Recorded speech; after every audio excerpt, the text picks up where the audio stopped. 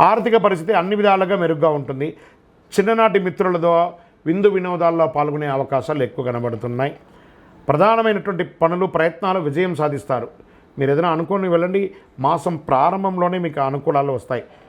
నూతన వస్తు లాభాలు పొందే అవకాశాలు ఉన్నాయి. కొందరు బంధుమిత్రుల యొక్క సహాయం కూడా పొందుతారు. ఆర్థికంగా ప్రేమ వ్యవహారంలో హ్యాపీగా ఉంటుందని చెప్పచ్చు.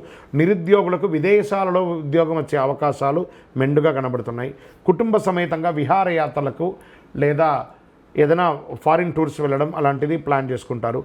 ఆరోగ్యం, నరాలకు సంబంధించిన సమస్యలతో బాధపడేవారు ఆరోగ్యం పట్ల కూడా శ్రద్ధ వహించక తప్పదు.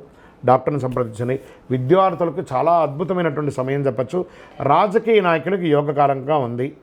మీ యొక్క డాక్యుమెంట్స్ ఉన్నాయి చూస్తారా, అవన్నీ కొంచెం జాగ్రత్త పెట్టండి, తస్మాత్ జాగ్రత్త.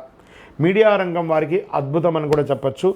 ఇంకా ఐటీ సాఫ్ట్వేర్ రంగం వారికి మీరు చేస్తున్నటువంటి వృత్తిలో మీకు ప్రశంసలు వచ్చే అవకాశాలు బాగున్నాయి.